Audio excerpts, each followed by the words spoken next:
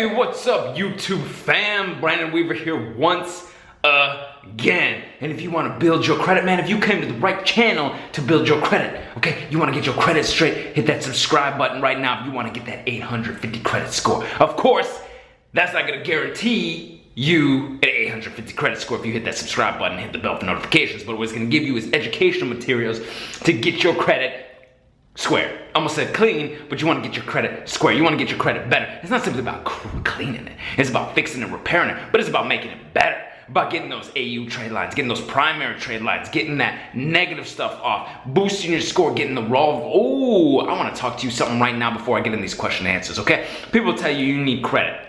Okay, you need credit, but what kind of credit do you need, okay? What's an open-ended account? What's a revolving account? What's an installment account? So I'm gonna go through this real quick because a lot of us are advanced here, okay? A lot of us are advanced here. I know we've got people watching for tips and tricks and silliness, because I'm silly. But what is an installment? Loan, of course everybody knows it's a loan. Installment, loan. Loan, easy enough, you're paying payments in installments over a period of time. Revolving, bank card, credit card, easy enough, done. Those are two. But as part of your mix of your credit, you need the third one, the open end. The open end. And if you want to get up to in that range, 700, 750, 800 scores, you're going to have an open-ended card. It's a charge card. Very simple. Something that doesn't have a revolving balance that must be paid off in full, but is a credit card-like thing, right? Which has a charge card, which would be American Express. That's exactly it. So the idea here is that, yeah, sure, you could have a net 30 somewhere where you have to pay in full, okay, with somebody who may or may not report, but you're gonna have to have an American Express that you have to pay off in full every month. What's interesting about American Express is they don't have preset spending limits on some of those cards. So some of you might be using personal cards that, let's say you have a personal Amex Gold, because you've been watching Brandon, you've been watching this channel, you've been getting your credit square, you got that gold or platinum, okay? It's a non-revolving account, okay? It's an open-end account. And you're charging up and you're using it and you're doing really good. What it allows you to do is actually utilize it with higher spending limits. Some of y'all have spending limits of 5, 10, 15, 20,000, but you might actually need to purchase something or utilize something that's a little bit higher. Some people are moving and have to spend more, and you won't have to worry about this craziness of having these limits, right? What I've noticed, what I used to notice, is that the utilization wasn't as ridiculous. Now I'm starting to think they're starting to follow the utilization of the card. It used to not really, because there wasn't a limit, so the utilization wasn't an issue. But now I'm starting to think they're looking into it, which is unfortunate because there is no limit, but the card has no limit, right? So if people it doesn't mean unlimited spending, y'all. Don't be going wild, okay? You have a certain internal max. And now Amex puts on there, check your purchasing power is what they call it. But hey, I digress. You're here to repair your credit, and one of those good primary trade lines to have is an Amex card eventually, okay? If you could do it today because you need the right mix. Some people, like myself, right? I don't have a car loan. Some people have a car loan, they got a credit card, and they're wondering, man, I'm paying on time, what do I need? You need that Amex. You need that revolving, you need that non-revolving charge card. That's gonna boost your score right now. That's something that you could do right now if your score is doing well. So boom, one little secret there to boost your score immediately. Immediately. Now, got a question.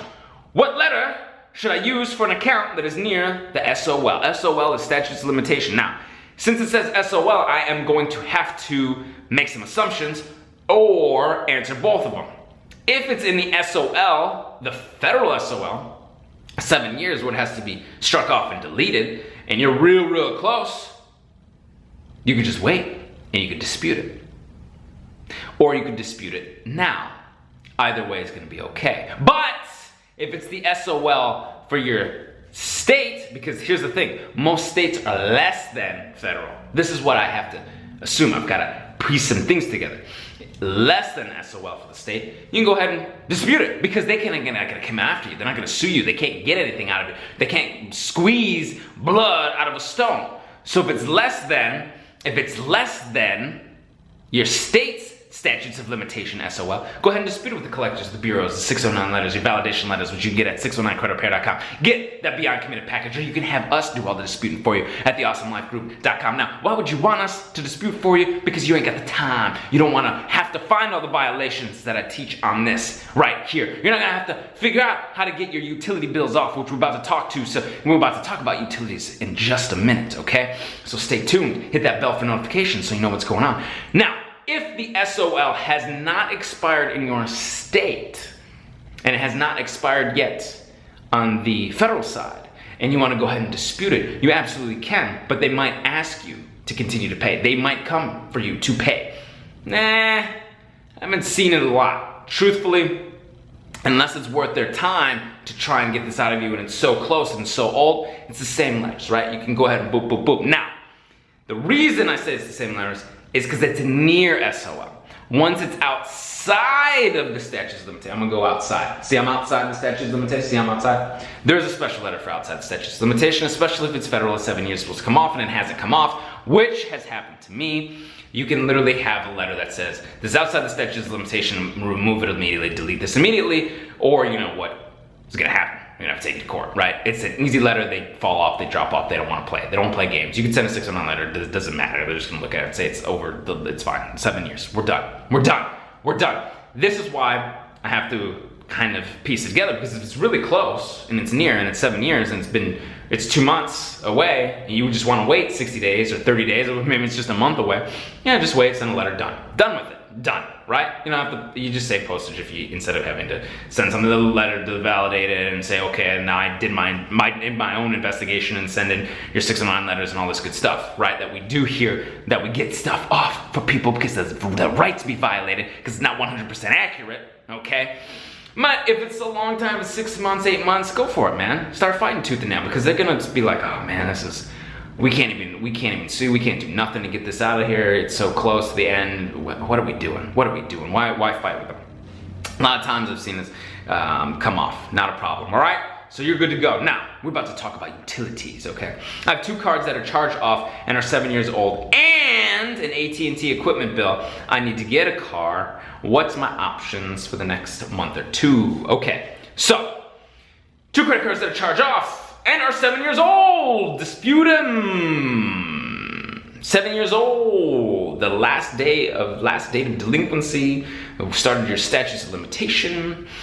That's when it starts. So if it was charged off 7 years ago, come on guys, it's supposed to come off. So again, statute of limitation issue here, all right? Birds of a feather, we're flocking together and we helping one another. That's why I love it here. 55,000 subscribers. I really appreciate y'all. I want to do some more live streams. I plan on doing more live streams here on the weekend, all right? When I got extra times, when I'm not in my company at the Awesome Life Group, all right, where we can do the credit repair for you. Awesome credit, awesome life. Y'all understand. So hit that bell for notifications, and I'm gonna get y'all the live streams where you can do, a lot of times I'm doing questions right on the live streams, okay? I'm doing questions, I'm on the phone calls with y'all, helping, doing free credit repair, getting everybody squared away. Now, AT&T equipment bill, this is a utility, okay? Utility. Now, if it's in the collection category, fine, okay? You can dispute it. You can send out the letters that we talk about, okay? And you send out the letters that we have at 609creditrepair.com, right to them, have them validated, dispute with bureaus, all this good stuff. But if it's in the wrong category, sometimes utilities get put into the wrong category and they're not compliant, right? They're not supposed to be in certain categories. They're not supposed to be in revolving. They're not supposed to be in the installment area. They're not supposed to be in certain specific compliance zones, okay? Certain zones on your report have actually been allocated for certain places. If you know it, if you noticed it in a different spot, like in a revolving account area or an installment loan area, that is a compliance issue with their reporting, their Metro 2, the way they're supposed to put and allocate things. If you see that anywhere, for whatever reason, If you see something in the wrong spot, I see this with repossessions sometimes. What is this? What is this doing? Or there's a judgment, it's classified wrong, it's in the wrong spot. It's very strange. That is an easy removal. And utilities sometimes get put in the wrong spot because it's not like a consumer debt. So sometimes they put it in a revolving area where it should be a credit card or a bank card or something like that. So if you ever see something like that, that's a reporting compliance issue. And yes, that's supposed to be deleted immediately, okay? So, let's keep it moving, all right? And now, see, here's the other thing with the utilities. Once you get those removed, you may or may not be able to get utilities with that company unless you pay them a bill internally, okay? So what you'll have to do is you have to figure out what they want from you to move forward, because a lot of times they're turning on utilities because your credit's good, your utilities, you don't have to pay no deposit. That's the whole point. Sometimes though, it's so old. Here's the thing, it's so old, it's outside their internal document storage process. You see, sometimes they're purging stuff. They don't want to keep stuff forever and ever, especially if it's been a couple of years. So you might be okay, especially since you might have moved since then. So you might not even have the same utility people, all right? So don't sweat it, y'all good to go. All right, now, how do I handle, all right, we got a good question here, all right. How do I handle the original creditor being removed from the 3 credit bureaus? Well, congratulations on your disputes. I appreciate you trusting us here, getting those removals. This is fantastic. Outstanding, outstanding. But y'all want to know what to do further. So here we go. The debt collector stand on my credit reports. Okay. So if you've sent letters direct to the bureaus and they've deleted some stuff, but you still have got the collector, go another round, of course, send a round to them. But send the validation letters directly to collectors and see what they have on you. They have to provide to you all that stuff. Boom, boom, boom, all that stuff. Okay, this is what you owe. This is how we calculated it. This is where our license and bond is. This is, okay, yeah, we're able to collect in your state. Okay, yeah, we're able to do this because we have a contract between the original creditor and we've signed that, and now we have the original contract in our hand and we see this is your signature. The reason they don't have that is a lot of times they're buying what they call a portfolio, a screen capture, or a spreadsheet of debt. There's just a spreadsheet from one credit card company or something, or one bank. They'll say, oh, this person owes this and this and this and this, and this person owes this and this person owes this. Go after it, get it. We'll buy it at 10 cents on the dollar, great. We'll make some easy money. Make some easy money, right?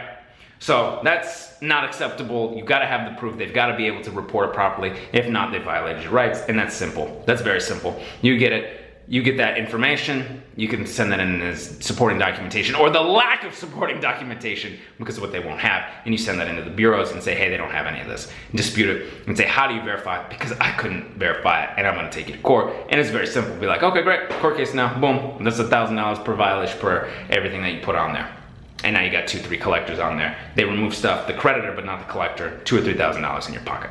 It's easy, it's simple, all right? It's simple. The law is on your side. The law is on your side. Now, this is an interesting question. I had to ponder this for a moment, but I think this might be a good strategy for you, okay?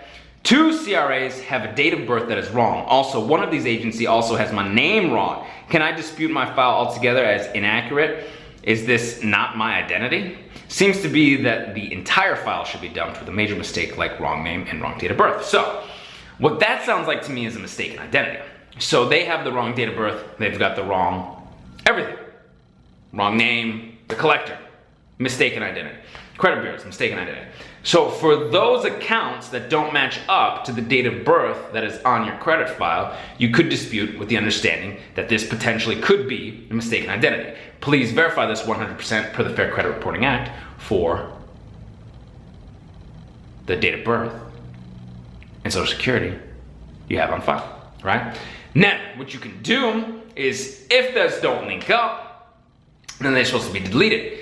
If you need to update because they link up, for some reason it's the wrong date of birth and they have the wrong date of birth, right? So you have the wrong date of birth on your credit report and the wrong date of birth and they link up, you'll want to update your date of birth and your name. If they do link up, right? So it's like, boom, now that's changed, now they don't link up, it's a mistaken identity, or currently they have your current date of birth, right? And the credit bureaus have the wrong one and they boop, boop, they don't link up, they can't verify that way, Boom, mistaken identity. So you want to leverage it to how you feel is most optimal for you. I'm not a lawyer, not an accountant, can't give legal or tax advice, can't tell you to pay, can't tell you not to pay. This is what I see education-wise. Potentials, the potential's there, okay? The potential, all right? And you got letters that can take care of you at 609creditrepair.com, or we can do it for you, fund the violations for you, figure out this case for you at theawesomelifegroup.com. And if you want support like this with me, you can email me or hit the subscribe button and hit the bell for notifications when I go live on the weekends, so you can get a call in to me for free and get some free credit repair, and I can figure that out for you.